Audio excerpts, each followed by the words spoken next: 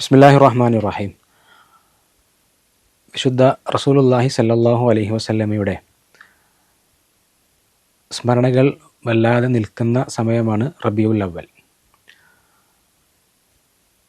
റബീഉൽ അവ്വലിലൂടെ നമ്മൾ മുന്നോട്ട് പോകുമ്പോൾ അതിൽ നമുക്ക് കിട്ടുന്ന ഒരുപാട് പാഠങ്ങൾ, അധ്യാപനങ്ങളുണ്ട്. പുതിയ കാലത്ത് ഇസ്ലാമിക സമൂഹം മുന്നോട്ട് പോകുന്ന വഴികളിൽ നമുക്ക് ആവേശം പകരുന്ന ഒരു ചിന്തകൾ കൂടിയാണ് റബീഉൽ അവ്വൽ നമുക്ക് നൽകുന്നത്. റസൂലുള്ളാഹി സല്ലല്ലാഹു അലൈഹി വസല്ലമയെ കുറിച്ച് ഓർക്കുന്ന സമയത്ത്, പുതിയ കാലത്ത് നമ്മൾ അങ്ങനെ ഓർക്കുമ്പോൾ പരീക്ഷണങ്ങളിലൂടെയും പ്രയാസങ്ങളിലൂടെയും മുന്നോട്ട് പോയി താൻ ലക്ഷ്യം വെച്ച ലക്ഷ്യത്തിലേക്ക് എത്തിയ ഒരു റസൂലിനെ നമുക്ക് കാണുവാൻ സാധ്യമാകും. ആ റസൂലുള്ളാഹി സല്ലല്ലാഹു അലൈഹി വസല്ലമയിലേക്കുള്ള റസൂലിനെ കുറിച്ചുള്ള വർത്തമാനങ്ങൾ ആണ് ഈ ഒരു സംസാരത്തിലൂടെ നമ്മൾ ഉദ്ദേശിക്കുന്നത്. മഹാനായ റസൂലുള്ളാഹി സല്ലല്ലാഹു അലൈഹി വസല്ലം ചെറുപ്പക്കാരനായിരുന്ന അബ്ദുല്ലാഹി ഇബ്നു അബ്ബാസ് റളിയല്ലാഹു അൻഹു പറയുന്നുണ്ട്, റസൂലിൻ്റെ ജീവിതത്തിൻ്റെ ഒരു കോറായിട്ട് പറയുന്ന ഒരു ചെറിയ ഒരു ഹദീസാണ്. ആ ഹദീസിൽ പറയുന്നുണ്ട്, ഇഹ്ഫദില്ല യഹ്ഫദുക്, നീ അള്ളാഹുവിനെ നീ കരുതിയാൽ, നീ ജീവിതത്തിൽ സൂക്ഷിച്ചാൽ അള്ളാഹു നിന്നെ ചേർത്ത് പിടിക്കും. തജിദുഹു അമാമക്, അള്ളാഹു നിൻ്റെ മുന്നിൽ എപ്പോഴും ഉണ്ടാകും. ഈ ഒരു കരുത്തിലാണ് റസൂലുള്ളാഹി സല്ലല്ലാഹു അലൈഹി വസല്ലം മുന്നോട്ട് പോയത് എന്ന് നമുക്ക് കാണാൻ പറ്റും. നഹാസ് സാഹിബ്, റസൂലുള്ളാഹി സല്ലല്ലാഹു അലൈഹി വസല്ലമയുടെ ഇത്തരത്തിലുള്ള ഒരു ഒരു ഓറിയൻറ്റേഷനിൽ, ഇത്തരത്തിലുള്ള കാഴ്ചപ്പാടിൽ നമ്മൾ എടുക്കുമ്പോൾ എങ്ങനെയാണ് നമുക്കതിനെ മനസ്സിലാക്കാൻ പറ്റുക? ഇപ്പോൾ ഒരു തുടക്കം എന്നുള്ള നിലക്ക് ഇപ്പോൾ കഴിഞ്ഞ ദിവസം ഞാനൊരു പ്രഭാഷണം കേട്ടിരുന്നു. ഇപ്പോൾ ഖത്തറിലെ അക്കാഡമിഷ്യനും സമകാലിക ചിന്തകനായിട്ട് അറിയപ്പെടുന്ന നൈഫ് നഹാറിൻ്റെ ഒരു പ്രഭാഷണത്തിൽ അദ്ദേഹം അൽ ഇസ്ലാമുൽ മജ്ജാനി എന്ന് പറയുന്ന ഒരു ടേം വെച്ചിട്ടാണ് സംസാരിക്കുന്നത്. ഒരു സൗജന്യ ഇസ്ലാം, ഒരു സൗജന്യ ഇസ്ലാം കയ്യിൽ വെച്ചുകൊണ്ട് ജീവിക്കാമെന്ന് കരുതുന്ന മനുഷ്യർ, ഒരു സൗകര്യം കൂടിയാണ്. ഇത് കയ്യിൽ വെച്ച് റസൂലിന് എന്ന് പറയുന്ന ഒരു മഹാവ്യക്തിത്വത്തെ, അദ്ദേഹം കടന്നുപോയ വഴികളിലെ ഈ പ്രയാസങ്ങളൊന്നും അനുഭവിക്കുകയോ ആഗ്രഹിക്കുകയോ അതല്ലെങ്കിൽ ചിലപ്പോൾ അത് ഒഴിവാക്കണമെന്ന് ആഗ്രഹിച്ചുകൊണ്ടൊക്കെ നടക്കുകയോ ഒക്കെ ചെയ്യുന്ന രീതിയിൽ അങ്ങനെ ഒരു സൗജന്യ ഇസ്ലാമിലൂടെ പോകാൻ നമുക്ക് വകുപ്പുണ്ടോ എന്നാലോചിക്കുമ്പോഴാണ് റസൂൽ കരീം സല്ലല്ലാഹു അലൈഹി വസല്ലം എന്ന മഹാവ്യക്തിത്വം എത്ര പ്രയാസങ്ങൾ സഹിച്ചിട്ടാണ് എനിക്ക് അതല്ലെങ്കിൽ നമുക്ക് ഈ ഒരു ദീൻ എത്തിച്ചു തന്നത് എന്ന് നമുക്ക് മനസ്സിലാക്കുന്നു. അപ്പോൾ പ്രത്യേകിച്ചും ഗസയെ മുൻനിർത്തിയിട്ടൊക്കെയുള്ള ആലോചനകൾ വളരെ സജീവമാകുന്നൊരു സമയമാണ്. ഗസയിൽ ഒക്ടോബർ 7 ശേഷമുള്ള രണ്ടാമത്തെ റബീഉൽ അവ്വൽ. അതെ. അപ്പോൾ സ്വാഭാവികമായും എങ്ങനെയാണ് ഇവരുടെ ഒരു സുമൂദിന്, ഇവരുടെ ഒരു നിശ്ചയദാർഢ്യത്തിന് അടി പതറാതെ പിടിച്ചു നിൽക്കുന്നതിൻ്റെയൊക്കെ ഒരു മുന്നോട്ട് പോകുന്ന ഇന്ധനമായിട്ട് റസൂലും ഖുർആനും ഒക്കെ മാറുന്നത് എന്നുള്ളത് വളരെ പ്രധാനപ്പെട്ട ഒരു ആലോചനയാണ്. തീർച്ചയായിട്ടും അതിൽ റസൂലിൻ്റെ ജനനം മുതൽക്ക് തന്നെ പ്രവാചകത്വത്തിലൂടെ കടന്നു പോകുന്ന ആലോചനകൾ മുതൽ അസ്വസ്ഥതകളാണ്. എങ്ങനെയാണ് വവജദക ളാല്ലൻ ഫഹദ എന്നുള്ളത് റസൂലുള്ളാഹി സ്വല്ലല്ലാഹു അലൈഹി വസല്ലം ആലോചനകളിൽ വരെ സ്വന്തം സമൂഹത്തെ സംബന്ധിച്ച് മനസ്സിൽ പ്രക്ഷുബ്ധത, അതുപോലെ തന്നെ പ്രയാസം വെച്ച് നടന്ന റസൂലായിരുന്നു. അതുപോലെ തന്നെ സമൂഹത്തിന് എങ്ങനെ വഴികാട്ടാം എന്നുള്ളതിനെക്കുറിച്ച് ആലോചിച്ചിരുന്നു. സമൂഹത്തിൽ തനിക്കുണ്ടായിരുന്ന എല്ലാ സ്വീകാര്യതയെയും എന്തുകൊണ്ടാണ് ഒരൊറ്റ നിമിഷത്തിൽ ഇവർ തട്ടിക്കളഞ്ഞത് എന്നുള്ളതിനെക്കുറിച്ച് ആലോചിച്ച പ്രവാചകനാണ്. എത്രത്തോളം എന്നാണ് ഖുർആൻ പറയുന്നത്, ഫലഅല്ലക ബാഖിഉൻ നഫ്സക അലാ ആസാരിഹിം ഇല്ലം യുഅ്മിനൂ ബിഹാദൽ ഹദീസ്. ഇവരെന്നെ തിരസ്കരിക്കുമോ? അത് അങ്ങനെ ഇല്ലല്ലോ, ഞാൻ അല്ലമീനല്ല അവരുടെ. അപ്പോൾ അതുകൊണ്ട് നീ ചിലപ്പോൾ ആത്മഹത്യ ചെയ്ത് പോയേക്കാം എന്ന് വരെയാണ് ഖുർആൻ അതിനെക്കുറിച്ച് പറയുന്നത്. പിന്നീട് ഘട്ടത്തിലേക്ക് കടക്കുമ്പോൾ നമുക്കറിയാം, കുടുംബം, അതുപോലെ തന്നെ ആ കുടുംബത്തെ ബഹിഷ്കരിക്കുന്നു, അതുപോലെ തന്നെ ആ റസൂലിനെ വധിക്കാൻ ശ്രമിക്കുന്നു, അത് റസൂൽ പോയ നാട്ടിൽ നിന്ന് അവിടേക്ക് വീണ്ടും ആക്രമിക്കാൻ പറ്റും. ഇങ്ങനെ ആ തുടക്കം മുതൽ അവസാനം വരേക്കും ഒരു ട്രയൽസ് ആൻഡ് ട്രിബുലേഷൻസിൽ നിന്ന് മാറി നിൽക്കുന്ന ഒരു റസൂലിനെ നമുക്ക് കാണാൻ പറ്റുന്നില്ല എന്നുള്ളതാണ് വസ്തുത. ശരിക്ക് ഇന്നത്തെ കാലത്തെ ഒരു മുസ്ലിം ഉമ്മത്ത്, നേരത്തെ പറഞ്ഞൊരു സൗജന്യ ഇസ്ലാമിൻ്റെ ആളുകൾ എന്ന് പറഞ്ഞാൽ മഹാഭൂരിപക്ഷം ആളുകളും ഒരു സൗകര്യ ഇസ്ലാമാണ്. പിന്നെ ഇപ്പോൾ റസൂല് എന്ന് പറഞ്ഞാൽ റസൂലിൻ്റെ ജീവിതം ഒരു വലിയ പാഠപുസ്തകമാണ്, അല്ലെങ്കിൽ ഒരു ഗ്രന്ഥമാണ്. അപ്പോൾ ആ ഗ്രന്ഥത്തിൽ നമുക്ക് സൗകര്യമുള്ളതൊക്കെ ഇങ്ങനെ പെറുക്കി നല്ല സുഖസുന്ദരമായിട്ട് ജീവിക്കുക. വിശുദ്ധ ഖുർആനെ കുറിച്ച് ഇങ്ങനെ ഒരു സമീപനം, അഫതുമിനൂന ബിബാദിൽ കിതാബി വതക്ഫുറൂന ബിബാദ്, സൗകര്യമുള്ളത് എടുത്ത് അല്ലാത്തതൊക്കെ പ്രയാസകരമായതൊക്കെ മാറ്റിവെക്കുക. അപ്പോൾ റസൂല് തന്നെയും ഈ വഴി തിരഞ്ഞെടുക്കുന്നത് ഇതൊരു വലിയ എളുപ്പമുള്ള വഴി എന്നുള്ള അർത്ഥത്തിലല്ലല്ലോ. കാരണം റസൂലിന് കൃത്യമായ ബോധ്യമുണ്ട് ഇത് അങ്ങേയറ്റത്തെ ഈ കൊടിയ പരീക്ഷണങ്ങളുടെ വഴിയാണെന്ന്. റസൂല് തന്നെ പറയുന്നുണ്ടല്ലോ, അശദ്ദുന്നാസി ബലാഅൻ അൽ അംബിയ എന്ന് പറഞ്ഞാൽ അള്ളാഹു ഏറ്റവും കൂടുതൽ പരീക്ഷിക്കുന്നത് പ്രവാചകന്മാരെയാണ് എന്നും, അള്ളാഹു ഒരു മനുഷ്യനെ ഇഷ്ടപ്പെട്ട് കഴിഞ്ഞാൽ ഇന്നല്ലാഹ തആല ഇദാ അഹബ്ബ അബ്ദഹു തലാഹു, പരീക്ഷിക്കുമെന്നൊക്കെ പറയുന്നുണ്ട്. പക്ഷെ ഇതൊക്കെ മാറ്റി വെച്ചിട്ട് മഹാഭൂരിപക്ഷം മുസ്ലിങ്ങളും ഒരു സൗകര്യം ഇപ്പോഴും നമ്മൾ റബീഉൽ അവ്വലിലേക്ക് ഇങ്ങനെ കടക്കുന്ന സമയത്ത് ഇതിനെ ഈ ഉമ്മത്തിനെ പ്രതിനിധീകരിക്കുന്നവരൊക്കെയും വേദനകളല്ലല്ലോ ഷെയർ ചെയ്യുന്നത്, സന്തോഷങ്ങളാണല്ലോ ഷെയർ ചെയ്യുന്നത്. റസൂലുള്ളാഹി സ്വല്ലല്ലാഹു അലൈഹി വസല്ലമയുടെ പ്രവാചകത്വം ആരംഭിക്കുന്ന കാലത്തിന് മുമ്പേ പരീക്ഷണങ്ങളിലൂടെ കടന്നു വരുന്നുണ്ടല്ലോ.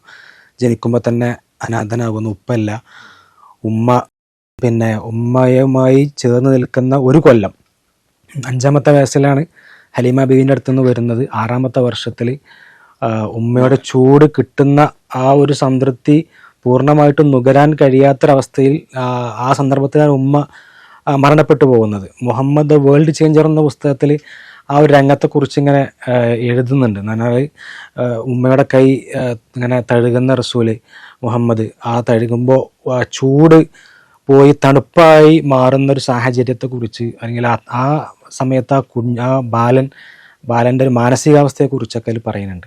അതുപോലെ ഉപ്പൻ്റെ ഫേസ് എന്താണെന്ന് അറിയില്ലല്ലോ. അപ്പോൾ ഉപ്പയെ താരതമ്യപ്പെടുത്തിയിട്ട് മറ്റുള്ള സംസാരിക്കുമ്പോൾ ആ കുട്ടി അനുഭവിക്കുന്ന ഒരു മാനസികാവസ്ഥ, അത് കഴിഞ്ഞ് വല്യപ്പ നഷ്ടപ്പെടുന്നു. ഇങ്ങനെ ഉമ്മയുടെ ഖബർ കുഴിക്കുന്നത് പോലും അബ്ദുൽ മുത്തലിബിന്റെ ജാരിയത്തിന്റെ കൂടെ റസൂലാണെന്ന് പറയുന്നുണ്ട്. ആ ഒരു പ്രായത്തിൽ ഉമ്മയെ ഖബർ കുഴിച്ച് അതിലേക്ക് വെക്കുക എന്നൊക്കെ പറഞ്ഞാൽ അപ്പോൾ അതായത് ഈ പ്രയാസങ്ങൾ ഈ സയ്യിദ് സുലൈമാൻ നദ്വി അദ്ദേഹത്തിൻ്റെ ഈ സീറ പുസ്തകത്തിൽ റസൂലിനെ കുറിച്ച് വിശദീകരിക്കുന്നിടത്ത് പറയുന്നുണ്ട്, എന്തുകൊണ്ട് ലോകത്തിലെ ഏറ്റവും കൂടുതൽ നൊമ്പരമുള്ള ആൾക്ക് റസൂല് മാതൃകയാകുന്നു എന്ന് ചോദിച്ചാൽ, നൊമ്പരപ്പെടാൻ പറ്റുന്ന ഏറ്റവും മികച്ച സ്ഥാനത്തായിരുന്നു റസൂൽ ഉണ്ടായിരുന്നു. കാരണം നിങ്ങൾ ജനിക്കുന്നതിന് മുമ്പേ വാപ്പ നഷ്ടപ്പെട്ട ഒരാളാണെങ്കിൽ ആ സ്ഥാനത്താണ് റസൂലുള്ളത്. നിങ്ങൾ അനാഥനാണെങ്കിൽ അനാഥനെ സംരക്ഷിക്കൂ എന്ന് പറയാൻ സുഖമാണ്, പക്ഷെ അനാഥനായി നിന്നിട്ട് അനാഥനെ സംരക്ഷിക്കൂ, അനവകാഫിലുൽ യത്തീമി ഹക്കദ എന്ന് പറയാൻ അനാഥനായിക്കൊണ്ടേ പറ്റൂ. അപ്പോഴാണ് ഒരു അനാഥന് ഞാനും റസൂലുമായിട്ടുള്ള ഒരു ബന്ധം റിലേറ്റ് ചെയ്യാൻ പറ്റും. ഇതുപോലെ തന്നെ ഉമ്മ ചെറുപ്പത്തിൽ നഷ്ടപ്പെടുന്നു, വല്യപ്പ വളരെ ചെറുപ്പത്തിൽ നഷ്ടപ്പെടുന്നു. ഇനി ജീവിതം മുഴുക്കെടുത്ത് നോക്കുക, ഭാര്യയെ മറമാടുന്ന ഒരു ഭർത്താവ്, അങ്ങനെ ഉണ്ടല്ലോ. നമ്മൾ ചിലർ ഭാര്യ ജീവിതത്തിൽ മരണപ്പെട്ടു പോയാൽ അവരെ കുറിച്ച് പോയി ആശ്വസിപ്പിക്കും. അങ്ങനെ ഒരു രംഗത്ത് നിങ്ങൾ നിന്നിട്ടുണ്ടോ? റസൂൽ നിന്നിട്ടുണ്ട്. മക്കൾ, ഫാത്തിമ ബീവി റളിയല്ലാഹു അൻഹ ഒഴിച്ച് ബാക്കിയുള്ള എല്ലാ മക്കളെയും, അതിൽ ഒരു മകൾ ഒഴിച്ച് ബാക്കിയുള്ളവരൊക്കെ ഖബറടക്കുന്ന റസൂലുള്ളാഹി സ്വല്ലല്ലാഹു അലൈഹി വസല്ലം. എല്ലാവരും എന്ന് പറഞ്ഞാൽ ഉമ്മയുടെ ഖബർ കുഴിക്കുന്നത്. അബ്ദുൽ മുത്തലിബിന്റെ ജനാസ കൊണ്ടുപോകുമ്പോൾ ആ ജനാസ കട്ടിൽ പിടിച്ച് വലിക്കുന്നുണ്ട് റസൂൽ, തേങ്ങി കരയുന്നുണ്ട്. പിന്നെ നേരത്തെ പറഞ്ഞ പോലെ ഭാര്യ മരിച്ചിട്ട്, മക്കൾ മരിച്ചിട്ട്, അവരൊക്കെ ഖബറടക്കുന്ന ഒരു പ്രവാചകൻ. അപ്പോൾ ഇത് സാമൂഹിക ജീവിതത്തിൻ്റെ യാഥാർത്ഥ്യത്തിലേക്ക് വരുമ്പോൾ പ്രത്യേകിച്ചും പ്രവാചകൻ സല്ലല്ലാഹു അലൈഹി വസല്ലം സ്വീകാര്യനായിരുന്നു. പിന്നെ എപ്പോഴാണ് തിരസ്കൃതനാവുന്നത്? തിരസ്കൃതനാകുന്ന ഘട്ടം വളരെ പ്രധാനപ്പെട്ടതാണ്. വൻദിർ അശിറത്തക്കൽ അഖറബീൻ എന്നുള്ള ഈ പരസ്യപ്രബോധനത്തിന് തുല്യമായ ഒരു നിർദ്ദേശം കിട്ടുമ്പോൾ ഇപ്പോൾ സഫാക്കുന്നിൽ കയറുന്നുണ്ട്. അതിനോട് ചേർന്ന് പറയാനുള്ളത്, അതായത് ഈ തിരസ്കൃതനാവുക എന്ന് പറയുന്നത് നമ്മുടെ അടുത്തുള്ള ഒരു ആദർശം നമ്മൾ പ്രഖ്യാപിച്ച് ഉറച്ചു നിൽക്കുമ്പോഴാണ്. നമ്മൾ നേരത്തെ സൗജന്യ ഇസ്ലാമിനെ കുറിച്ച് പറഞ്ഞ പോലെ ആരോടും മിണ്ടാതെ, ഒന്നിലും ഏറ്റുമുട്ടാതെ, അതെന്ന് പറഞ്ഞാൽ രഹസ്യ പ്രബോധന കാലത്ത് റസൂലിന് പീഡനങ്ങളില്ല, മർദ്ദനങ്ങളില്ല. ഈ ഒരു കാലം മുതലാണ് ചേഞ്ച് സംഭവിക്കുന്നത്. എന്ന് പറഞ്ഞാൽ ഇപ്പം നിലവിലുള്ള ഒരു മുസ്ലിം ഉമ്മത്തിൻ്റെ കോണ്ടെക്സ്റ്റിൽ, അതായത് ആക്രമിക്കപ്പെടുന്ന മുസ്ലിം സമൂഹം എന്ന് പറയുന്നതും ശത്രുക്കളാൽ സ്വീകരിക്കപ്പെടുന്ന മുസ്ലിം സമൂഹം എന്ന് പറയുന്നത്, ഇത് രണ്ടും ഉണ്ട്.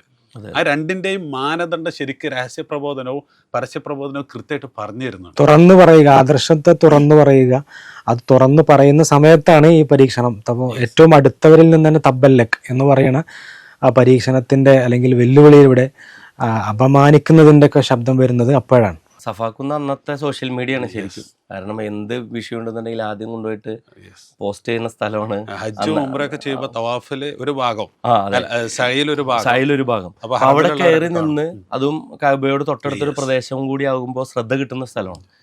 അവിടെ സാധാരണ അതിനെക്കുറിച്ച് പറയാറുള്ള വേറൊരു കാര്യം കൂടി ഉണ്ട്. അവിടെ നഗ്നരായിട്ടാണ് ആളുകൾ കയറി നിന്ന് സംസാരിക്കുന്നത്. പക്ഷെ റസൂല് വസ്ത്രം ധരിച്ചിട്ടാണ് അവിടെ കയറുന്നത്. അപ്പോൾ സോഷ്യൽ മീഡിയയുടെ സംസ്കാരത്തെക്കുറിച്ച് കൂടി കൂട്ടത്തിൽ പറയാൻ പറ്റും. അത് നമ്മുടെ വിഷയമല്ലെങ്കിൽ.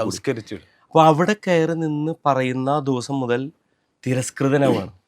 ഈ തിരസ്കൃതനാകുന്നതിൻ്റെ ഒരു വളരെ പ്രധാനപ്പെട്ട ഒരു കാര്യം, ഈ ഞങ്ങൾ ഏകീകരിച്ച് പോന്നിരുന്ന ഒരു കാര്യത്തെ, ഒരു സിസ്റ്റത്തെ എന്താണ് വേറിട്ടൊരു വർത്തമാനത്തിലൂടെ നീ ഭിന്നിപ്പിക്കാൻ ശ്രമിക്കുന്നത് എന്ന് പണ്ട് ഞങ്ങളുടെ ആലിഹത്തിനെയൊക്കെ ഒരൊറ്റ ഇലാഹാക്കിയോ എന്ന് പറയുന്നൊരു ചോദ്യം റസൂൽ അവിടെ നിന്ന് നേരിടുകയാണ്. അന്നു മുതൽ പിന്നീട് റസൂലിനോടൊപ്പം ചേർന്ന മനുഷ്യർ മുഴുവൻ ഹിജറയുടെ ഒരു ഘട്ടം, ഇപ്പോൾ മക്ക കാലഘട്ടത്തെ 4 ആക്കിയിട്ടാണ് വിഭജിക്കാറുള്ളത്. ഒന്ന് രഹസ്യ പ്രബോധനം, ഒന്ന് പരസ്യ പ്രബോധനം, മറ്റൊന്ന് പരീക്ഷണങ്ങളുടെ ഘട്ടം, മറ്റൊന്ന് പരീക്ഷണങ്ങൾ താങ്ങാൻ അതായത് നുബൂവത്തിന്റെ 10-ാം വർഷത്തിന് ശേഷമുള്ള 3 വർഷം. ഈ ഘട്ടങ്ങളിലൊക്കെയും പരീക്ഷണങ്ങളിൽ നിന്ന് മാറി നിന്ന ഒരു റസൂലിനെ കാണാൻ പറ്റില്ല എന്നുള്ളതാണ്. ഈ സഫാ പർവ്വതത്തിലെ ആ പരസ്യ പ്രബോധനത്തെക്കുറിച്ച് പറയുമ്പോൾ അതിലേറ്റവും വലിയൊരു പോയിന്റ്, അതല്ലെങ്കിൽ ഒരു കൾട്ട് എന്ന് പറയുന്നത് അബൂലഹബാണ്. അപ്പോൾ റസൂൽ അങ്ങനെയൊക്കെ പറഞ്ഞിട്ട് ആളുകളൊന്നും പ്രതികരിക്കുന്നില്ല, മിണ്ടാതെ ഇങ്ങനെ ആശ്ചര്യത്തോടു കൂടി നിൽക്കുന്ന സമയത്ത് അബൂലഹബ് പറയുന്നുണ്ട്, തബ്ബല്ലക് എന്ന് പറയുന്നുണ്ട്. അപ്പോൾ ഈ അബൂലഹബ് റസൂലിനെ ദ്രോഹിച്ചൊരു കണക്ക്, നമ്മൾ റസൂലിൻ്റെ ഒരു പ്രയാസത്തെക്കുറിച്ച് പറയുമ്പോൾ ശരിക്കും അബൂജഹൽ ദ്രോഹിച്ചിട്ടുണ്ട്, മറ്റു ഖുറൈശികൾ ദ്രോഹിച്ചിട്ടുണ്ട്. പക്ഷെ അബൂലഹബിൻ്റെ ദ്രോഹത്തെക്കുറിച്ച് എന്തുകൊണ്ട് ഖുർആൻ പറഞ്ഞു എന്നുള്ളൊരു ചർച്ച ശരിക്ക് നിലവിലുള്ള കോണ്ടെക്സ്റ്റിൽ വളരെ പ്രധാനപ്പെട്ടതാണ്. അതിലൊന്ന്, സാധാരണ അറബി കവിതകളിലൊക്കെ നമുക്ക് കാണാൻ പറ്റുന്നത്, നമുക്ക് ഏറ്റവും പ്രിയപ്പെട്ടവർ നമ്മെ ചതിച്ചാൽ, അതായത് ഇവർ നമ്മെ സഹായിക്കുമ്പോൾ എന്നൊക്കെ നമ്മൾ പ്രതീക്ഷിച്ച് നിൽക്കുന്ന ആളുകൾ നമ്മൾ ചതിച്ചാൽ അതിൻ്റെ വേദന ഒന്ന് വേറെ തന്നെയാണ്. സുഹൈർ ബിൻ അബി സുൽമയുടെ ഒരു കവിതയിൽ വദുൽമു ദവിൽ ഖുർബ അശദ്ദു മളളതൻ, അതായത് ഏറ്റവും പ്രിയപ്പെട്ടവരുടെ കുത്താണ് നല്ല വേദനയുള്ളത്. അലൽ മർഇ, ഒരു മനുഷ്യനെ സംബന്ധിച്ചിടത്തോളം എന്നിട്ട് പറയുന്നത് മിൻ ഹുസാമിൽ മുഹന്നദി, ഏറ്റവും ടോപ്പ് വാള് കൊണ്ടുള്ള കുത്തിനേക്കാൾ മുറിവിനേക്കാൾ വേദന ഉണ്ടാകുന്നത് ഇവർ.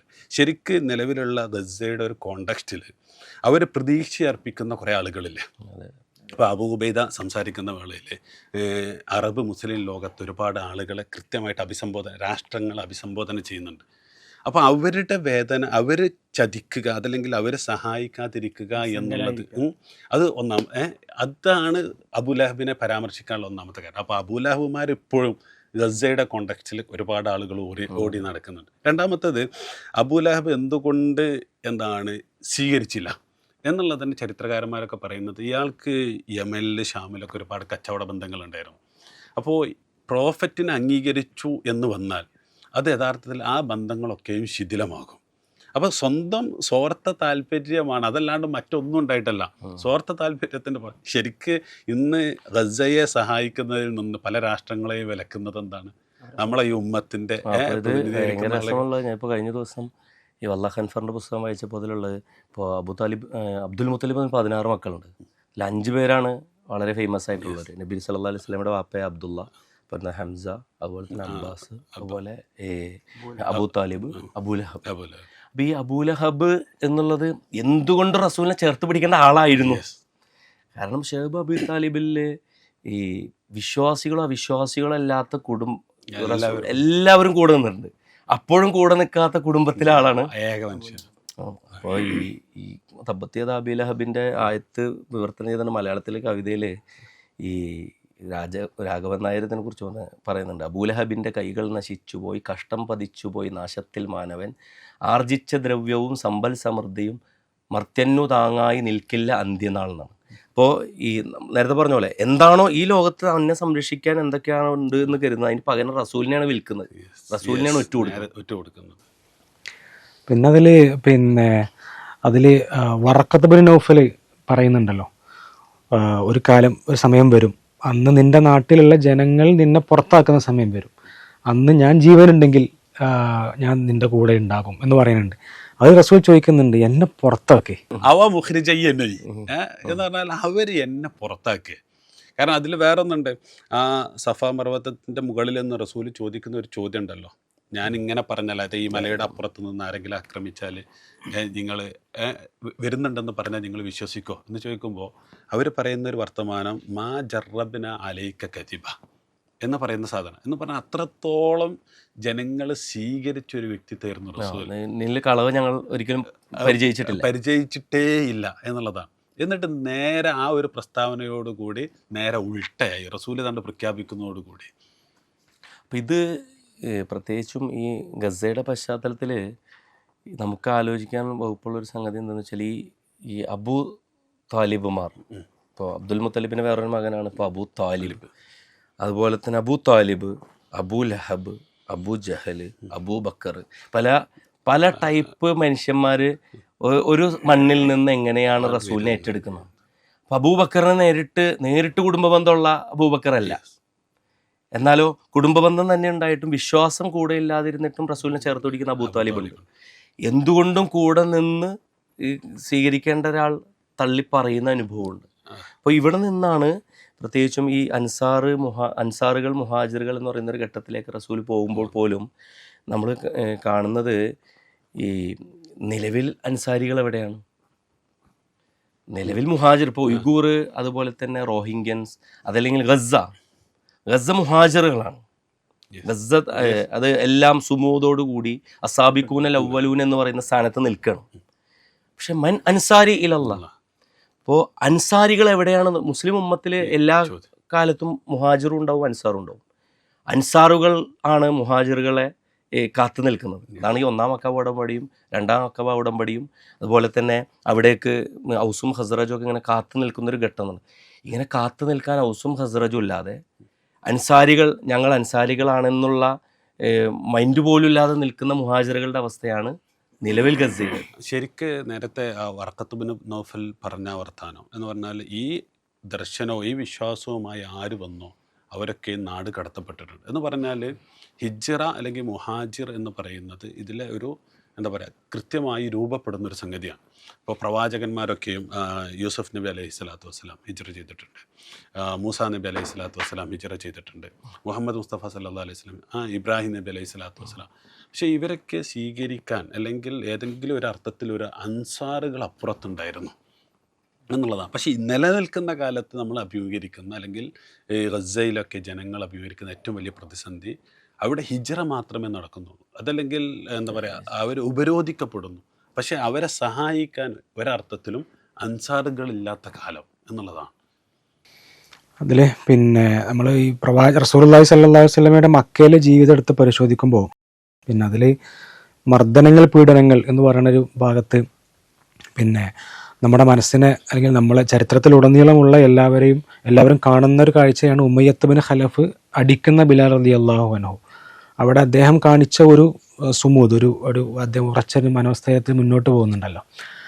ഇത് കാണുന്നൊരു ഖാലിദ് ബിൻ വലീദിനെ കുറിച്ച് ചരിത്രം പറയുന്നുണ്ട്. അങ്ങനെ ഖാലിദ് ബിൻ വലീദ് സുഹൃത്തായ ഉമർ ഫാറൂഖ് അന്ന് രണ്ടാമത് ഇസ്ലാം സ്വീകരിച്ചിട്ടില്ല, അത് കാണുകയാണ്.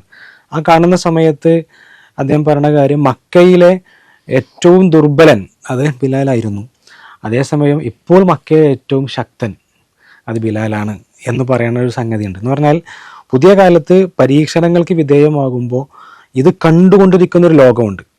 അത് ഇന്ത്യയിലെ മുസ്ലിം സമൂഹത്താണെങ്കിലും അല്ലെങ്കിൽ ഗസയിലുള്ള സമൂഹമാണെങ്കിലും ഇത് കാണുന്നൊരു സമൂഹം അത് അവരുടെ വിൽ പവർ എന്താണ്, അവരുടെ ശക്തി എന്താണ് തിരിച്ചറിയുകയും എന്നിട്ട് അവർ എന്തുകൊണ്ട് സംഭവിക്കുന്നു, എന്തുകൊണ്ട് ഇങ്ങനെ അവർ ഉറച്ചു നിൽക്കുന്നു, അതിനെക്കുറിച്ചുള്ള പഠനങ്ങൾ നടത്തുകയും അവർ ഈ കോഴ്സിൽ പിന്തുണക്കുകയും ചെയ്യുന്ന ഒരു അവസ്ഥ കാണാൻ പറ്റും. ലാ ഇലാഹ ഇല്ലല്ലാഹ് എന്നുള്ളതിന് രണ്ട് വശമുണ്ടെന്ന് സാധാരണ പറയാറുണ്ട്. ഒന്ന് ലാ മഅബൂദ ഇല്ലല്ലാഹ്, ഇബാദത്തിന് അല്ലാഹ് മാത്രമേ അർഹനുള്ളൂ എന്നുള്ള ഒരു വശമാണ്. മറ്റൊന്ന് മറ്റൊരാൾക്ക് മുമ്പിലും ഞാൻ കീഴ്പ്പെടില്ല എന്ന് പറയുന്നത് അതിൻ്റെ രാഷ്ട്രീയ പ്രഖ്യാപനം കൂടിയാണ്. വേറൊരാളും ഇപ്പോൾ ഈ നേരത്തെ തന്നെ അടിയും തൊഴിയായിട്ട് അടിമയായിട്ട് നിൽക്കുകയാണ് ഇവിടെ. അതോടൊപ്പം തന്നെ മാനസികമായും ഞാൻ ഒരാളുടെ അടിമയല്ല. ശാരീരികമായ മർദ്ദനങ്ങൾ കേൾക്കുന്നുണ്ട്, പക്ഷെ അതേസമയം മാനസികമായി ഞാൻ ഇനി ആരുടെയും അടിമയല്ല എന്നുള്ളൊരു തോന്നൽ. ബിലാൽ അന്നേ സ്വതന്ത്രനാണ്, ഇസ്ലാം സ്വീകരിക്കുന്നവരുടെ സ്വതന്ത്രനാണ്. പക്ഷേ പരീക്ഷണങ്ങൾ, കഷ്ടങ്ങൾ, നഷ്ടങ്ങൾ, ഇപ്പോൾ ഗസക്കാരുടെ കാര്യത്തിൽ ആലോചിക്കുമ്പോൾ 1,00,000-അടുത്ത ആളുകൾ ഷഹീദുകളായി, അപ്പോൾ അതല്ലെങ്കിൽ ഇത്ര പേര് ഡിസ്മാൻഡിൽഡായി, മുഷറദീങ്ങളായി, ഇതങ്ങനെ നമ്മൾ പറയും. പക്ഷെ അതേസമയം അവർ സ്വതന്ത്രരും അവർ അവരുടെ കാര്യത്തിൽ അള്ളാഹുവിലേക്ക് സ്വീകാര്യരുമായ മനുഷ്യരാണ്.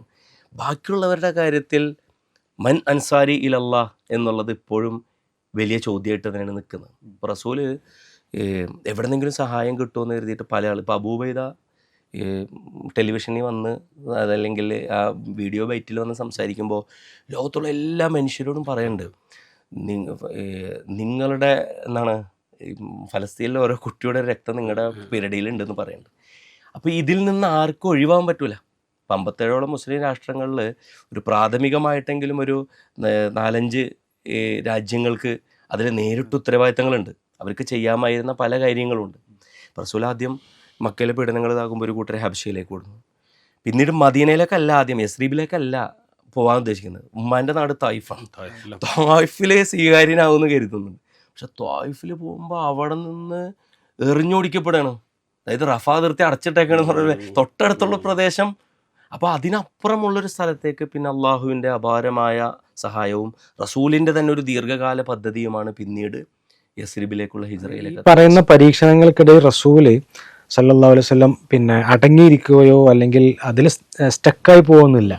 പുതിയ സാധ്യതകൾ എന്താണ്, ആ സാധ്യതകൾ എങ്ങനെ നടത്താൻ പറ്റും, അത് എങ്ങനെ വളരെ സ്മൂത്തായിട്ട് നടപ്പിലാക്കാം. അപ്പോൾ ഹബ്ഷയിലേക്ക് പോകുന്നതൊക്കെ ആ ഒരു രീതിയിൽ കാണാൻ പറ്റും. റബീഉൽ അവ്വൽ പറയുമ്പോൾ സാധാരണ നമ്മൾ നബിയുടെ ജനനവും വഫാത്തുമാണ് അതിൽ പറയാറുള്ളത്. ഈ കഴിഞ്ഞ ഹിജ്റയുടെ സന്ദർഭത്തിൽ ഹിജ്റയുമായി ബന്ധപ്പെടുത്തിയിട്ടുള്ളൊരു പഠനത്തിൽ ഒന്ന് എടുത്ത് നോക്കുമ്പോൾ സഫർ 27-നാണ് റസൂലുള്ളാഹി സ്വല്ലല്ലാഹു അലൈഹി വസല്ലം മറ്റേ അലി ഇബ്നു അബി താലിബിനെ വിരിപ്പിൽ കിടത്തിയിട്ട് അവിടെ വീട്ടിൽ നിന്ന് ഇറങ്ങുന്നത്. പിന്നെ ഒരു 3-4 ദിവസം ഈ അബൂബക്കർ സിദ്ദീഖും അതുപോലെ തന്നെ നബി സല്ലല്ലാഹു അലൈഹി വസല്ലം രണ്ടുപേരും കൂടി സൗറിൽ താമസിക്കുന്നു. ഇങ്ങനെ വന്ന് റബീഉൽ അവ്വൽ 8-നാണ് കുബൈലെത്തുന്നത്. റബീഉൽ അവ്വൽ 12-നാണ് യസ്രിബിലെത്തുന്നത്. ശരിക്ക് ഹിജ്റ ഓർക്കണം. അതായത് റബീഉൽ അവ്വൽ 12, റബീഉൽ അവ്വലിനെ കുറിച്ച് പറയുമ്പോൾ റബീഉൽ അവ്വൽ 12, 8, 9 പരിസരത്ത് ഒരുപാട് ചരിത്രങ്ങളുണ്ട്. ഹിജ്റ എവിടെയാണ് സംഭവിക്കുന്നത്. പിന്നെ അതിൽ ആ ഹിജ്റൻ്റെ കൂടെ തന്നെ നമ്മൾ സാധാരണ പറയേണ്ടുന്ന ഒരു സാധനമാണ്, നമ്മൾ ഹിജ്റ എന്നൊക്കെ കേൾക്കുമ്പോൾ ഇതൊന്നൊരു പരാജയമാണ് അല്ലെങ്കിൽ ഒരു ഒളിച്ചോട്ടാണെന്നൊക്കെ വിചാരിക്കും. ആ ഹിജ്റ പോകുമ്പോഴാണല്ലോ റസൂല് സുറാഖക്ക് വാഗ്ദാനം ചെയ്യുന്നത്. എന്ന് പറഞ്ഞാൽ സുറാഖ റസൂലിനെ പിടിക്കാൻ വരുന്നു. അപ്പോൾ അല്ല സുറാഖ, താങ്കൾക്ക് എന്താ വേണ്ടത്, എനിക്ക് 100 ഒട്ടകം എന്ന് പറഞ്ഞാൽ മൂപ്പര് കടബാധ്യതയുള്ള മനുഷ്യനാണ്. അപ്പോൾ 100 ഒട്ടകത്തിനാണോ നീ എന്നെ പിടിക്കാൻ വന്നത്? വക്കൈഫയ സുറാഖ ഇതാ ലബിസ്ത സിവാറൈ കിസ്റ വതാജഹു. എനിക്കറിയോ, എനിക്ക് കിസ്റയുടെ സ്വർണ്ണ കൈവളകളും കിരീടവും. എപ്പോഴാണ് ഇത് റസൂല് പറയണത്?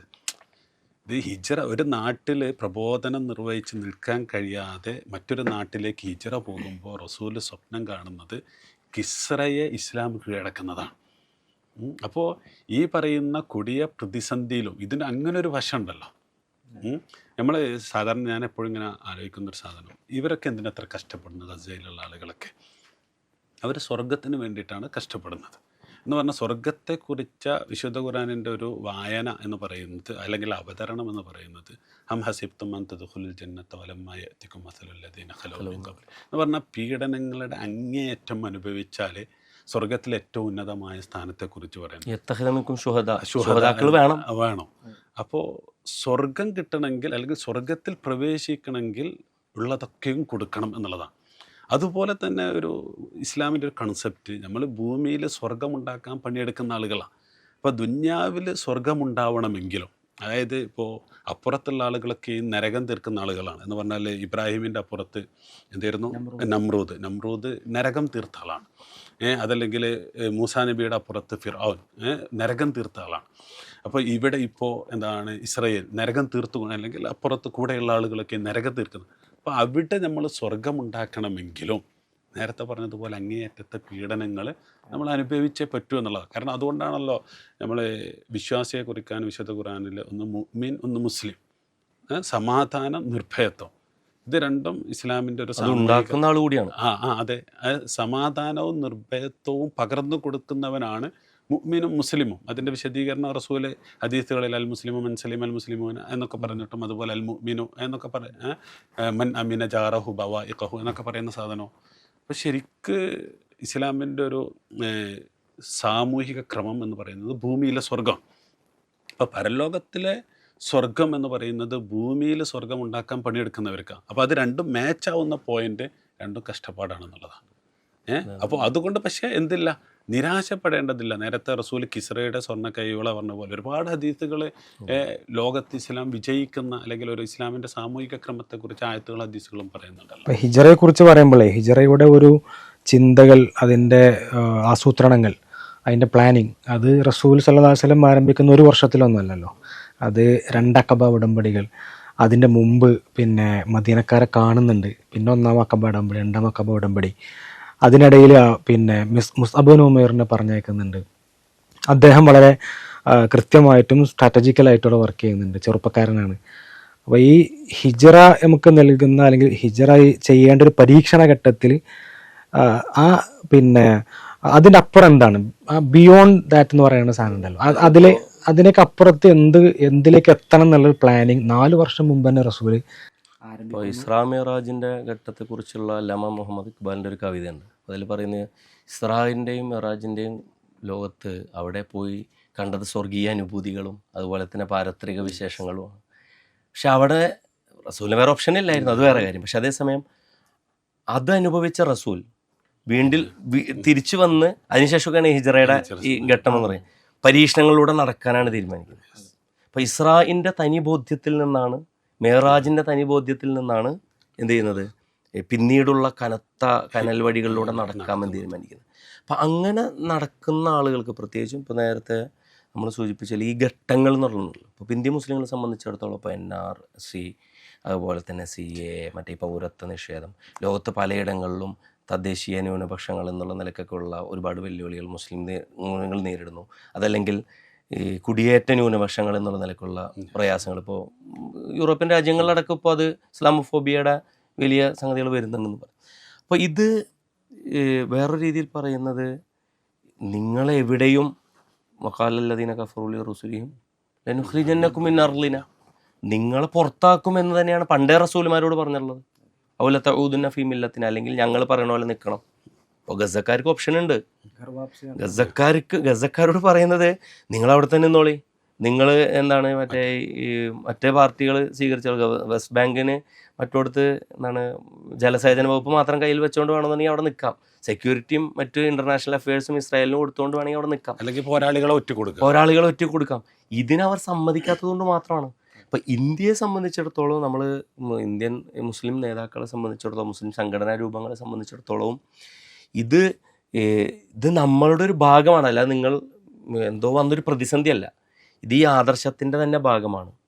പണ്ട് സ്വാമി ശ്രദ്ധാനന്ദ ഈ ഗർവാപസി കാലത്ത് 1927 മൗദൂദ് സാഹിബ് അൽ ജിഹാദ് ഫിൽ ഇസ്ലാം എഴുതുന്ന ആ ഒരു പശ്ചാത്തലത്തിൽ പറയുന്നുണ്ട്, നിങ്ങൾക്ക് വേണമെങ്കിൽ മുഹമ്മദിൻ്റെ ഒരു വിഗ്രഹം വേണമെന്നുണ്ടെങ്കിൽ ഞങ്ങളുടെ അമ്പലത്തിൽ വെക്കാം എന്നാണ് സ്വാമി ശ്രദ്ധാനന്ദ അന്ന് പറഞ്ഞതാണ്. നിങ്ങൾ ഇവിടെ മുഹമ്മദിനെ ആരാധിക്കണോ, നിങ്ങൾക്ക് വേണമെന്നുണ്ടെങ്കിൽ മുഹമ്മദിൻ്റെ ഒരു വിഗ്രഹം വേണമെന്നുണ്ടെങ്കിൽ ഞങ്ങളുടെ അമ്പലത്തിൽ വെച്ചിട്ട് ആരാധിച്ചോളൂ. ഞങ്ങൾ പറയുന്ന പോലെ ലതഊദുന്ന ഫീ മില്ലത്തിന, ഞങ്ങൾ പറയുന്ന പോലെ നിൽക്കാം, ഞങ്ങൾ പറയുന്ന പോലെ ഇസ്രായേലിൽ നിങ്ങൾക്ക് നിൽക്കാം, ഞങ്ങൾ എന്ന ഇസ്രായേലിൻ്റെ ചൊൽപ്പടിക്ക് കീഴിൽ നിങ്ങളാകുന്ന മുസ്ലിം രാഷ്ട്രങ്ങൾക്കും നിൽക്കാം. അതുകൊണ്ട് മീനൻ നീലിൽ ഫുറാത്ത്, നീലിൽ ഫുറാത്തിൽ ഏറ്റവും ചുരുങ്ങിയത് 8 മുസ്ലിം രാഷ്ട്രങ്ങൾ അതിൽ പെടുന്നുണ്ട്. അല്ല, ഇത് തന്നെ പണ്ട് അബൂ തോലിബിനോട് അവർ പറഞ്ഞത്, അത് റസൂലിനെ ഷഅബ് അബൂ തോലിബിൽ ഉപരോധിക്കുന്നുണ്ടല്ലോ. അപ്പോൾ ആ ഉപരോധിക്കുന്ന വേളയിൽ ഇത്രേ പറഞ്ഞിട്ടുള്ളൂ, നമുക്ക് നിങ്ങളോട് വിരോധമൊന്നുമില്ല, മുഹമ്മദിനെ ഇങ്ങോട്ട് ഏൽപ്പിച്ച് തന്നാൽ നമ്മുടെ പ്രശ്നം സോൾവ് ആയി എന്നുള്ളതാണ്. പക്ഷേ ഇപ്പോഴത്തെ കാലത്തെ ഒരു പ്രശ്നം എന്ന് പറയുന്നത്, ഇപ്പോൾ ഹിജറൊക്കെ കഴിഞ്ഞ് നമ്മൾ ഒരു അഹ്സാബിലെത്തിയിട്ടുള്ള ഒരു സിറ്റുവേഷനാണ് ഇപ്പോൾ ഉള്ളത്. എന്ന് പറഞ്ഞാൽ ലോകത്തെ എല്ലാ വിഭാഗങ്ങളും, അത് മതവിശ്വാസികളാവട്ടെ, മതത്തിൽ വിശ്വസിക്കാത്തവരാവട്ടെ, മതവിരുദ്ധരാവട്ടെ, എല്ലാവരും ഒന്നിച്ച്, അതായത് വിശുദ്ധ ഖുർആനിലെ അഹ്സാബിനെ കുറിച്ച്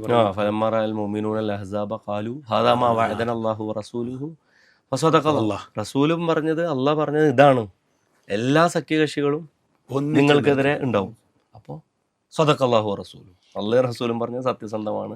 ഒമാസാദഹും ഈമാൻ ഇല്ല ഈമാനും വതസ്ലീമ, അവർക്ക് ഈമാനും സ്ഥൈര്യവും ഏറുക എന്നുള്ളതല്ലാതെ. അപ്പോൾ അത് ഗസ്സക്കാരുടെ കാര്യത്തിൽ മാത്രമേ ഇന്ന് ശരിയുള്ളൂ എന്നുള്ളതാണ് അതിൽ വാസ്തവം. പക്ഷേ അഹ്സാബ് എന്നുള്ളത് ലോകത്തെ എല്ലാ സഖ്യകക്ഷികളും ഒന്നിച്ച് നിന്നാലും ഇത് മുസ്ലിം ഉമ്മത്തിന് ഒരു പോറൽ ഏൽപ്പിക്കൂല എന്നുള്ളതാണ് അഹ്സാബിന് ശേഷം വരുന്ന മക്ക വിജയം വരെയുള്ള പിന്നെയുള്ള ഘട്ടങ്ങൾ നമുക്ക് പഠിപ്പിക്കും. അപ്പോൾ ഒരു മക്ക വിജയമാണ് യഥാർത്ഥത്തിൽ. ഇപ്പോൾ അഹ്സാബ് ഹിജറൊക്കെ കഴിഞ്ഞാൽ അതിൻ്റെ ഒരു റിസൾട്ട് പറയുന്ന സാധനം എന്ന് പറയുന്നത് മക്ക വിജയമാണ്. അപ്പോൾ അതിന് ശേഷം എന്താണ്, പരീക്ഷണങ്ങളില്ലാണ്ട് ഒരിക്കലും ഈ ഉമ്മത്തിന് നിലനിൽപ്പില്ല. അല്ലെങ്കിൽ ഇപ്പോൾ മക്ക കാലഘട്ടത്തിൽ ഇറങ്ങിയിട്ടുള്ള ആയത്തുകൾ നോക്കിയാൽ ശരിക്ക് വസ്ബിർ എന്ന് പറഞ്ഞുകൊണ്ട് തുടങ്ങുന്ന ആയത്തുകളാണ്. പ്രവാചകരെ താങ്കൾ ക്ഷമിക്കും. ഒരുപാട് ഒരു 10-20ഓളം ആയത്തുകളുണ്ടാവും പ്രവാചകരെ ക്ഷമിക്കും. ഇതിങ്ങനെ ആവർത്തിച്ച് പറയുമ്പോൾ ശരിക്ക് അത്രത്തോളം പീഡനമേൽക്കുമ്പോഴല്ലേ അത്രത്തോളം ക്ഷമിക്കാൻ പറയാം. ഇന്ന് ശരിക്ക് ഗസയിലുള്ള ഈ മക്കൾ അനുഭവിക്കുന്നത് കാണുമ്പോൾ ശരിക്കും ഈ ആയത്തുകൾ ഇങ്ങനെ ആവർത്തിച്ച് നമ്മുടെ മനസ്സിലേക്ക് വരില്ലേ? എന്ന്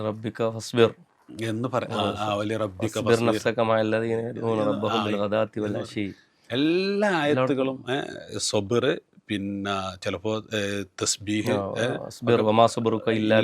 എന്നൊക്കെ പറയുന്നു. അപ്പോൾ പക്ഷേ അതിൻ്റെ ഒരു പരിണിതി എന്ന് പറയുന്നത് മക്ക വിജയമാണ്. അപ്പോൾ അത് റസൂൽ സല്ലല്ലാഹു അലൈഹി വസല്ലമ ശരിക്ക് ഫലസ്തീനുമായി ബന്ധപ്പെട്ട് തന്നെ നടത്തിയിട്ടുള്ള പരാമർശം ലാ തഖൂമു സഅത്തു ഹത്താ യുഖാതിലുൽ മുസ്ലിമൂന അൽ യഹൂദ് എന്ന് പറയുന്നത്. അതായത് ഇപ്പോൾ ശരിക്കും എന്താ സംഭവിക്കുന്നത്, അതായത് ഗസയിലെ ഇത്രത്തോളം വിശ്വാസികൾ പീഡിപ്പിക്കപ്പെടുന്നതിനനുസരിച്ച് ഇപ്പോൾ ഇന്നലെ മിനിഞ്ഞാന്നിട്ട് ഓരോരോ പരാമർശം യൂറോപ്പ് മുസ്ലിം ആവുകയാണ് എന്നുള്ളൊരു പരാമർശം എന്ന് പറഞ്ഞാൽ ആളുകൾക്കൊക്കെയും കാര്യങ്ങൾ മനസ്സിലായി തുടങ്ങി. യൂറോപ്പിൽ പോലും ഗസയ്ക്ക് അനുകൂലമായിട്ടുള്ള ഒരു വലിയ വിഭാഗം രൂപപ്പെട്ട് കഴിഞ്ഞു. അപ്പോൾ ഇത് നേരത്തെ പറഞ്ഞ റസൂൽ സല്ലല്ലാഹു അലൈഹി വസല്ലമയുടെ ഹദീസിൽ ലാ തഖൂമു സഅത്തു ഹത്താ യുഖാതിലുൽ മുസ്ലിമൂന അൽ യഹൂദ് ഫയഖ്തബിഉൽ യഹൂദ് വറാ അൽ ഹജരി വശജർ. അതായത് ഇനി യഹൂദർ ഒറ്റപ്പെടുന്ന ഒരു കാലമാണ് വരാനുള്ളത്. ഈവൻ അമേരിക്കയിലുള്ള ക്രിസ്ത്യൻസ് പോലും പുതിയ ജനറേഷൻസ് പോലും യഥാർത്ഥത്തിൽ വരുന്നത് മുസ്ലിങ്ങൾക്ക് അനുകൂലമായിട്ടാണ് പറഞ്ഞാൽ ഗസയ്ക്ക് അനുകൂലമായിട്ടാണ്. അപ്പോൾ ഈ പോരാട്ടത്തിൻ്റെ പരിണിതി എന്ന് പറയുന്നത് യഹൂദർ ഒറ്റപ്പെടുക എന്നുള്ളതാണ്. ആ യഹൂദർ ഒറ്റപ്പെടുമ്പോൾ അവർ കല്ലുകൾക്കും മരങ്ങൾക്കും പിന്നിൽ ഒളിച്ചു നിൽക്കുന്ന ഒരു കാലം. ലോകത്തെ എല്ലാ ശക്തികളും ഇസ്രയേലിന് അല്ലെങ്കിൽ യഹൂദർക്കെതിരെ നിൽക്കുന്നവർ. ഈവൻ ഇസ്രയേലിൽ ഇന്നലെ മിനിഞ്ഞാന്നിട്ട് ഒരു വലിയ ലക്ഷങ്ങൾ പങ്കെടുത്തിട്ടുള്ള പ്രതിഷേധം. നമ്മൾ ഈ പ്രാർത്ഥിക്കുന്ന പ്രാർത്ഥന ഇപ്പോൾ അല്ലാഹുമ്മ ഹക്കിനെ ഹക്കായും ബാത്തിലിനെ ബാത്തിലായും കാണിക്കണമേ എന്ന് നമ്മൾ പ്രാർത്ഥിക്കും. ഇതെന്താണെന്ന് മനസ്സിലാവും. ഇപ്പോൾ ഗസയായും ഇസ്രായേലിനെ ഇസ്രായേലായും കാണിക്കണമേ. ഇപ്പോൾ ലോകത്തുള്ള ഏത് മനുഷ്യനും നിങ്ങളെവിടെയാണ്, നിങ്ങൾ ഗസക്കൊപ്പമാണോ നിങ്ങൾ ഇസ്രായേലിനൊപ്പമാണോ എന്നുള്ളത് അയാളെ വിലയിരുത്താൻ മാത്രമുള്ള ഒരൊറ്റ ചോദ്യമാണ്. മാലിക് യൗമിദ്ദീൻ എന്ന അള്ളാഹുവിനെ കുറിച്ച് നമ്മൾ പറയുന്ന സിഫത്തിൽ അള്ളാഹുവിന് ഒരാളെ അയാൾ എന്താണെന്ന് മനസ്സിലാക്കാൻ ലോകത്തിനിപ്പോൾ വേറൊരു പാരാമീറ്റർ ഒന്നും ആവശ്യമില്ലാത്ത വിധം ജഡ്ജ്മെൻറ്റിന് കാര്യമായ കാര്യമാണ്. അതിലപ്പുറമായിട്ട് വേറൊരു യാർഡ് സ്റ്റിക്കോ ആവശ്യമില്ല. അപ്പോൾ അങ്ങനെ ഒരു ക്ലൈമാക്സ് റസൂലിൻ്റെ ഒരു പ്രശസ്തമായ ഒരു ഹദീസ് എനിക്ക് തോന്നുന്നു അതായിരിക്കും ഇതിൻ്റെ ഒരു ക്ലൈമാക്സിന് ഏറ്റവും നല്ലത്. ഇപ്പോൾ റസൂല് പറയുന്നുണ്ട് ലാ തഖൂമു സഅത്തു ഹത്താ തത്ലുഅ അശംസു മിൻ മഗ്രിബിഹ. അതായത് പടിഞ്ഞാറ് നിന്ന് സൂര്യൻ ഉദിക്കുന്നത് വരെ ഒരിക്കലും ഖിയാമത്ത് സംഭവിക്കുകയില്ല. അപ്പോൾ പടിഞ്ഞാറ് സൂര്യൻ ഉദിച്ചു കൊണ്ടിരിക്കുകയാണ്. അതിനുള്ള നിമിത്തമാണ് ഗസ. ഇപ്പോൾ എന്ത് പ്രതിസന്ധികളെക്കുറിച്ചും ഖുർആൻ പറയുന്നിടത്ത് ലാ തഹ്സബൂഹു ശർറല്ലക്കും ബലുവ ഖൈറുല്ലക്കും. അപ്പോൾ ഗസ എന്താ കൊടുത്തതെന്ന് ചോദിച്ചാൽ ഗസ ഈ ക്ലൈമാക്സിന് നിമിത്തമാണ് എന്നുള്ളതാണ്. എന്ന് പറഞ്ഞാൽ ലോകത്തെല്ലാവരും ഇസ്രയേലിനെതിരെ നിൽക്കുന്ന, ലോകത്ത് പടിഞ്ഞാറ് ഇസ്ലാമിൻ്റെ സൂര്യൻ ഉദിക്കുന്ന ഒരു കാലം. അതായത് ഭരണകൂടങ്ങൾ ഇസ്രായേലിനൊപ്പമാണെന്നുണ്ടെങ്കിൽ കൂടിയും ജനത പൂർണ്ണമായി ഏകദേശം ഒരു 70% ജനത ഇപ്പോൾ നമ്മളിപ്പോൾ ഓസ്ട്രേലിയയിൽ സിഡ്നി പാലത്തിന് മേലുള്ള വലിയ കൂറ്റൻ റാലി കണ്ടു, ലണ്ടൻ ബ്രിഡ്ജിന്. മൊത്തത്തിൽ ജനതയുടെ മനസ്സ്, പ്രത്യേകിച്ച് അതിൽ പറയുന്നത് 35 വയസ്സിന് താഴെയുള്ള ഏകദേശം എല്ലാവരുടെയും മനസ്സ് ഫലസ്തീനോടൊപ്പമാണെന്നാണ്. അപ്പോൾ ദ്വിരാഷ്ട്രവാദം യഥാർത്ഥത്തിൽ അതിൻ്റെ ശാശ്വത പരിഹാരമല്ലെങ്കിൽ കൂടിയും ഫലസ്തീൻ എന്ന് പറയുന്ന ഒരു സ്റ്റേറ്റിൻ്റെ സ്വയം നിർണയാവകാശത്തെക്കുറിച്ചുള്ള വർത്തമാനത്തിൽ ഏകദേശം എല്ലാവരും, അതായത് ഇസ്രായേൽ ലോബിയായിട്ട് മനസ്സിലാക്കപ്പെടുന്ന ഫ്രാൻസിലെ പുതിയ ആളുകൾ പോലും അങ്ങനെയാണ് ഇപ്പോൾ പറഞ്ഞുകൊണ്ടിരിക്കുന്നത്. പിന്നെ റസൂലുള്ളാഹി സ്വല്ലല്ലാഹു അലൈഹി വസല്ലം മദീനയിലെത്തുമ്പോൾ അവിടെയും ഒരു പരീക്ഷണത്തെ റസൂൽ കാണുന്നുണ്ട്. എന്നാൽ റസൂലിൻ്റെ ഒരു മികവ് അതിൽ മനസ്സിലാവും. എന്നാൽ പിന്നെ മുസ്ലിങ്ങൾ അതിൽ തന്നെ രണ്ട് ഗോത്രങ്ങൾ, മുഹാജിറുകൾ, അൻസാറുകൾ, ഔസ്, ഹസ്റജ്, പിന്നെ ജൂതന്മാർ, ഇങ്ങനെയുള്ള മനുഷ്യന്മാരെ കൂട്ടിപ്പിടിച്ചിട്ട് ഉണ്ടാക്കുന്ന ഒരു അഡ്മിനിസ്ട്രേഷൻ. ആ അഡ്മിനിസ്ട്രേഷനിലൂടെ മുന്നോട്ട് പോകുമ്പോൾ ഉണ്ടാകുന്ന കുറേ പ്രയാസങ്ങൾ, അതിൽ ജൂത വിഭാഗങ്ങൾ ഉണ്ടാക്കിയ പ്രശ്നങ്ങൾ, ആ പ്രശ്നങ്ങൾ റസൂൽ എങ്ങനെ മറികടന്നു, ഇതെല്ലാം പരീക്ഷണങ്ങളാണല്ലോ. അത് യഥാർത്ഥത്തിൽ ഇത് പരീക്ഷണം എന്നുള്ളതോടൊപ്പം തന്നെ അത് ഡീല് ചെയ്ത രീതികൾ അതിൽ അതൊരു പ്രധാനം പാഠമാണ് ശരിക്കും. യഥാർത്ഥത്തിൽ. പ്രത്യേകിച്ചും യഹൂദരുമായിട്ടുള്ള ഡീലിങ്. ഇപ്പം മദീനയിൽ 3 ഗോത്രങ്ങൾ, ബനു ഖുറൈള, ബനു കൈനുഖ, ബനു നളീർ. ഈ 3 ഗോത്രങ്ങളും ധന്യന് ഏർപ്പാട്. ഖുർആൻ ഒരുപാട് ആയത്തുകളിൽ അസാബിലേക്ക് നയിക്കുന്ന അതാണ്. അതാണ് ലാസ്റ്റ്. അപ്പോൾ കരാറെടുക്കുക, ലംഘിക്കുക, കരാറെടുക്കുക, ലംഘിക്കുക. അഭിമാനക്ലിയും ലഅന്നാഹും. ആ ലഅനത്താണ് ഇപ്പോഴും അവർ അനുഭവിച്ചു കൊണ്ടിരിക്കുന്ന ഒരു സംഗതി. കാരണം മനുഷ്യർ ചെയ്യുന്ന പ്രവർത്തനമല്ലല്ലോ എപ്പോഴും ചെയ്യുന്നത്.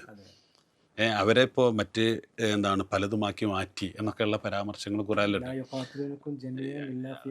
മഹ്സന എന്ന് പറഞ്ഞാൽ ഒന്ന് ഭീരുക്കളാണ്. അതുകൊണ്ടാണ് ഇപ്പോൾ ഈവൻ ഏറ്റവും അവസാനത്തെ ആക്രമണത്തിൽ ഇറാനുമായിട്ടുള്ള സംഗതിയിൽ കിട്ടി എന്ന് കണ്ടപ്പോൾ പെട്ടെന്ന് വന്നല്ലോ. അതായത് ഇത് നമുക്ക് താങ്ങുന്നതിനപ്പുറമാണ് എന്നുള്ള ഒരു ലെവലിലെത്തിയപ്പോൾ സന്ധിക്ക് വന്നു.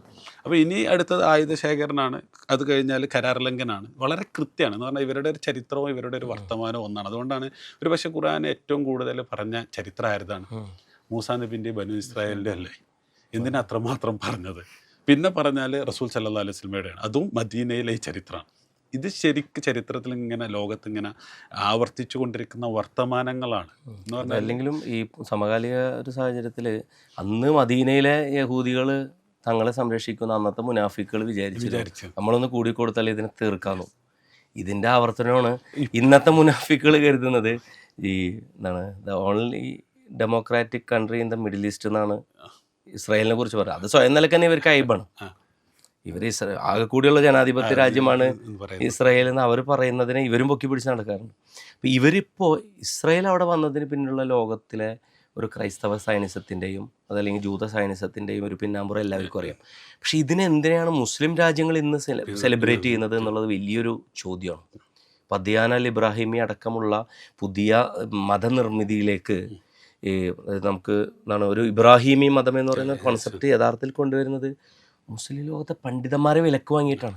അത് അന്താരാഷ്ട്ര മുസ്ലിം പണ്ഡിത വേദിയുടെ ഒക്കെ ജനറൽ സെക്രട്ടറിമാരായിരുന്ന മനുഷ്യരെ ചെക്കും ബ്ലാങ്ക് ചെക്ക് കൊടുത്തിട്ടാണ് ഇവിടേക്ക് കൊണ്ടുവന്നത്. അപ്പോൾ പണ്ഡിതന്മാർ വിലക്കെടുക്കപ്പെട്ട് കഴിഞ്ഞാൽ അവർക്ക് അവരുടെ പാണ്ഡിത്യത്തിന് പിന്നീട് പ്രത്യേകിച്ചൊരു അവരുടെ ഷഹാദത്ത് പിന്നീട് അവർക്ക് ശത്രുവിന് അനുസരിച്ചായാൽ അതിനൊരു മൂല്യം ഇസ്ലാം കൽപ്പിക്കുന്നില്ല. എന്ന് പറഞ്ഞാൽ അന്ന് മദീനയിലുണ്ടായിരുന്ന അതേ മുന്നണിയുടെ ഒരു പുതിയ രൂപമാണ് അത്. മുനാഫിക്കുകളാവട്ടെ ഇസ്ലാമിൻ്റെ ശത്രുക്കളാവട്ടെ എല്ലാവരെയും ഉൾക്കൊള്ളുന്ന മുനാഫിക്കുകൾ എന്നുള്ളത് തന്നെ ഒരു വലിയ പാഠം നമുക്ക് നൽകുന്നുണ്ട്. ഒരുപാട് ഉഹദിൽ അവർ പിന്മാറുന്ന ഘട്ടം, നിർണായകമായൊരു സന്ധി വന്ന സന്ദർഭത്തിൽ അവർ 300 ആളുകൾ ഒരു പെട്ടെന്ന് ആ വേദിയിൽ നിന്ന് പിരിഞ്ഞു പോകുന്നു എന്നുള്ളത് അതിന് റസൂൽ കവർ ചെയ്യുന്നുണ്ട്. പിന്നെ അതിന് ശേഷം ആയിഷ റളിയല്ലാഹുവിനെതിരെ നടന്ന അപവാദ പ്രചരണങ്ങൾ, ഇവിടെയൊക്കെ മുനാഫിക്കുകൾ വളരെ കൃത്യമായിട്ട് പണി. പക്ഷേ റസൂൽ സല്ലല്ലാഹു അലൈഹി വസല്ലം മുനാഫിക്കുകളെ എന്നിട്ടും എങ്ങനെ കൈകാര്യം ചെയ്തു എന്നുള്ളൊരു വലിയ പാടാണ്. കൂട്ടി അവരെ ഒഴിവാക്കാതെയും. ഉമർ റളിയല്ലാഹു വന്നിട്ട് റസൂലെ പറഞ്ഞാൽ മതി ഞാൻ വെട്ടിക്കോളാന്ന് പറഞ്ഞില്ലേ. അപ്പോഴൊക്കെ റസൂല് പറയുന്നുണ്ടല്ലോ അതുകൊണ്ടുള്ള ദോഷങ്ങൾ അവരെ ഇപ്പോൾ ആയുധപരമായി അല്ലെങ്കിൽ സായുധമായി കൈകാര്യം ചെയ്യുന്നതുകൊണ്ടുള്ള ദോഷങ്ങൾ പറയുന്നു.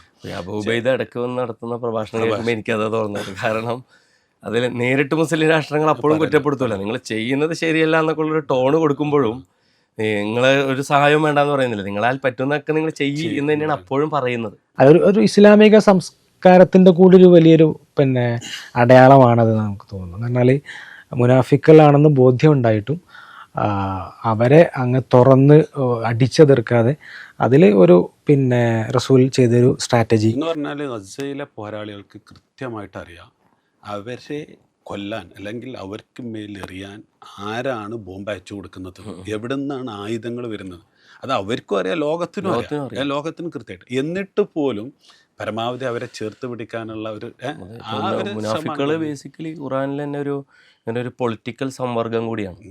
അതായത് വൈദാല കുല്ലദീനാമനും പാലുവാമന്ന, നമ്മളൊക്കെ വിശ്വാസികളല്ലേ, നമ്മളൊരേ കൂട്ടരല്ലേ. വൈദ ഹലോ ഇലാ ഷയാത്തീനിഹിം, തഫ്സീറുകളിൽ കാണാൻ പറ്റും അസ്വഹാബു സിയാസാന്ന് കാണാൻ പറ്റും. അവരുടെ രാഷ്ട്രീയ മേലാളന്മാരെന്നാണ് അതിൻ്റെ തഫ്സീറുകളിൽ ചില തഫ്സീറുകളിലുള്ളത്. അതായത് അവരുടെ യഥാർത്ഥ സംഭവ ലോകത്തെ കാര്യങ്ങൾ തീരുമാനിക്കുന്നവരോടൊപ്പം വൈദ ഹലോ അവർ തനിച്ചായാലും അവർ പറയും ഖാലു ഇന്നമാക്കും ഇന്നമാനു മുസ്തഹസിഊൻ.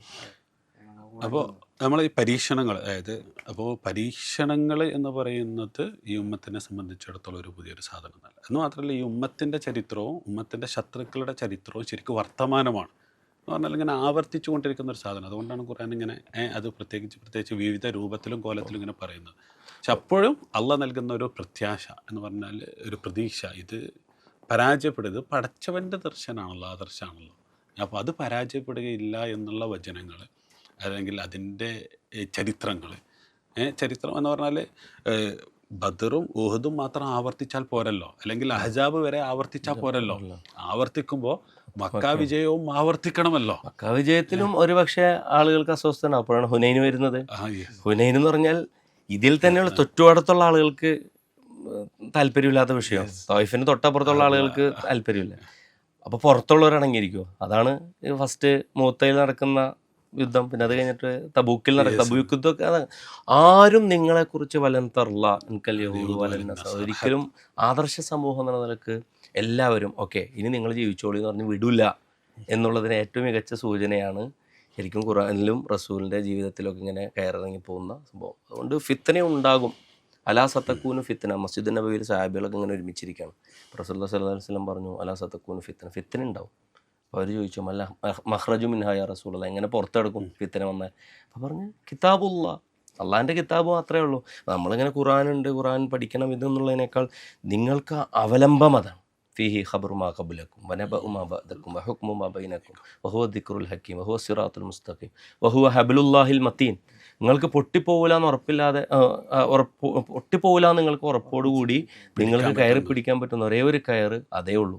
ബാക്കിയുള്ളതൊക്കെ വാഗ്ദാനങ്ങളോ ചിലപ്പോൾ നിങ്ങളെ നുളയിൽ ചാലിച്ച വാഗ്ദാനങ്ങളൊക്കെ ആയിരിക്കാനുള്ള സാധ്യത. പരീക്ഷണങ്ങളുടെ വലിയ സന്നിഗ്ധ ഘട്ടങ്ങളിൽ അള്ളാഹുവിനെ ചേർത്ത് പ്രാർത്ഥിക്കുക എന്നുള്ളത് നമുക്ക് അള്ളാഹുവിലേക്ക് കൃത്യമായിട്ട് അടുത്ത് നിൽക്കുക. അപ്പോൾ ബദറിൽ സംഭവിക്കുന്ന ഒരു പ്രാർത്ഥന, റസൂൽ നിർവഹിക്കുന്ന പ്രാർത്ഥന, ഈ ചെറിയ സംഘം പരാജയപ്പെട്ടാൽ പിന്നെ വിളിച്ച് പ്രാർത്ഥിക്കുവാൻ അത് നിന്നെ വിളിച്ച് പ്രാർത്ഥിക്കാൻ ആരും ഉണ്ടാവുകയില്ല എന്ന് പറഞ്ഞ പ്രാർത്ഥന. അതുപോലെ സൗർ ഗുഹയിൽ വെച്ച് ലാ തഹസൻ ഇന്നല്ലാഹ മാന, അള്ളാഹു നമ്മുടെ കൂടെയുണ്ട്. ഇത് തന്നെയാണ് പിന്നെ പരീക്ഷണ ഘട്ടത്തിൽ റസൂലിന് എപ്പോഴും കരുത്തു പകർന്ന ഒരു അടിസ്ഥാനപരമായ പ്രചോദനം എന്നത്. വിജയം കിട്ടി അവസാന പൂർണ്ണമായി അവതരിക്കുന്ന സൂറത്ത് നമ്മൾ സൂറത്തു നസ്റാണല്ലോ പറയുന്നത്. എന്താ പറയുന്നത്?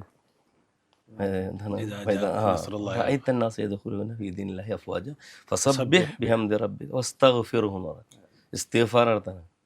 അതായത് അവിടെ ഒരു ഈ ശുക്രിൻ്റെയും ഏറ്റവും സൊബറിൻ്റെ മാത്രമല്ല ശുക്രിൻ്റെയും ഏറ്റവും മൂർത്തിമൽ ഭാവം എന്ന് പറയുന്നത് അള്ളാഹുവിലേക്കുള്ള അത് ശരിക്കും നമ്മുടെ ഒരു വിശ്വാസം തന്നെ. ഇപ്പോൾ എന്താണ്, ലോകത്ത് ശത്രുപക്ഷത്തുള്ളത് സായുധമായി സാമ്പത്തികമായി ഏറ്റവും വലിയ ശക്തികളാണ്. അപ്പം നമ്മൾ വിജയിക്കുന്നത് പോലും അള്ളാഹുവിനെ കൊണ്ട് വിജയിക്കുക എന്നുള്ളതാണല്ലോ. അതാണല്ലോ കമ്മീം ഫിയത്തും ഖലീലത്തും ഖലബത്ത് ഫിയത്തും കത്തീറത്തും ബിഇദിനില്ല എന്നുള്ളതൊരു വലിയ വലിയ പ്രയോഗമാണ്. മോജിസത്തുകളുടെ കൂടെയാണ് സാധാരണ ഈസാനബിയൊക്കെ പറയുന്നിടത്ത് ബിഇദിനില്ല.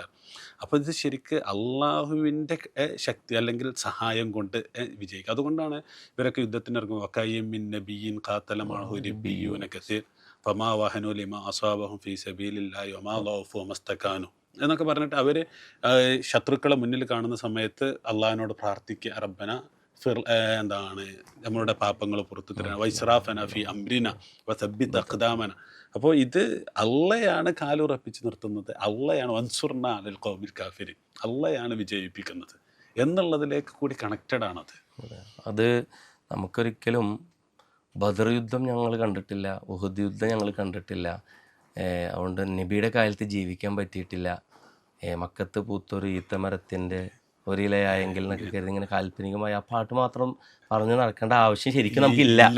കാരണം ബദറും ഉഹുദും ഹസാബും ഹുനൈനും തബൂക്കൊക്കെ എല്ലാ അർത്ഥത്തിലും ആവർത്തിച്ച് കഴിഞ്ഞൊരു 2 വർഷത്തോളമായിട്ട് അതിൻ്റെ ഭീകരമായി ദിനേന എന്നവണ്ണം നമ്മൾ ഖത്താബുൽ ഖസാമിൻ്റെ ബൈറ്റായും അൽ ജസീറയിലെ വീഡിയോ ആയിട്ട് ഇങ്ങനെ കണ്ടുകൊണ്ടിരിക്കുന്ന ഒരു കൂട്ടർക്ക് ഞങ്ങൾ ബദർ കണ്ടില്ല എന്ന് പറയാൻ പറ്റുന്ന ഒരവസ്ഥയില്ല. പടച്ചവനെ ഈ ഞങ്ങൾക്കൊരു മോജിസത്ത് കാണിച്ചിട്ടില്ലല്ലോ ഞങ്ങളെ വിശ്വസിക്കാൻ എന്ന് പറയാൻ പറ്റൂല.